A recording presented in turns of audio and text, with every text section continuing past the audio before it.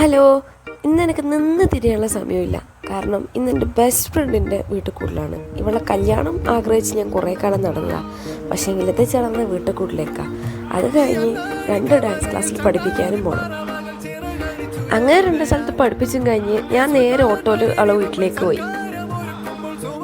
ഞാനും ഇവളും 8ാം ക്ലാസ് തൊട്ട് ഒന്നിച്ച് പഠിക്കാൻ തുടങ്ങി. 8ാം ക്ലാസ് മാത്രമേ പഠിച്ചിട്ടുള്ളൂ. 10ാം ക്ലാസ്സിൽ നമുക്ക് കൊറോണയാണ്, നമുക്ക് ഒന്നിച്ച് പഠിക്കാൻ പറ്റിയില്ല. എന്നാലും കുറച്ച് ക്ലാസ് കിട്ടി. പക്ഷെ അന്നും ഇന്നും എൻ്റെ കൂടെ എൻ്റെ എല്ലാ കാര്യത്തിനും എൻ്റെ കൂടെ നിൽക്കുന്നത് ഇവള് മാത്രമായിരുന്നു.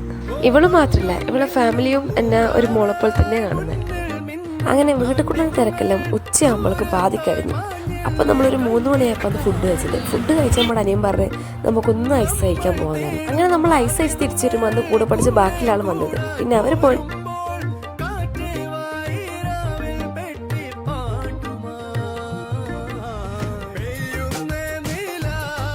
സന്ധ്യയായപ്പോൾ അച്ഛൻ വിളക്കെല്ലാം കത്തിച്ച്. അപ്പോൾ നമുക്ക് പിന്നെ ഐസ് കഴിക്കാൻ തോന്നി. അങ്ങനെ നമ്മളെല്ലാവരും കൂടി പിന്നെ ഷോപ്പിലേക്ക് പോയി.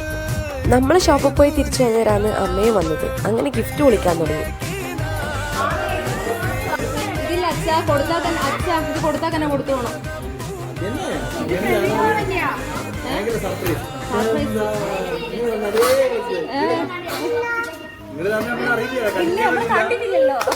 അവളുടെ വീട്ടുകാരെ പെരുമാറ്റം ശരിക്കും എൻ്റെ വീട് പോലെ തന്നെയാണ്. അപ്പോൾ എനിക്ക് കുറച്ച് കംഫർട്ടായിരുന്നു അവിടെ നിൽക്കാൻ.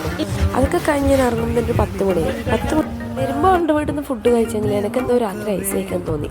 അങ്ങനെ കഴിച്ച് 1 അല്ല 2 അല്ല 3 എണ്ണം കഴിച്ച്. എന്നിട്ട് ഇവരെ കഴിപ്പ് നിർത്തുന്നില്ല.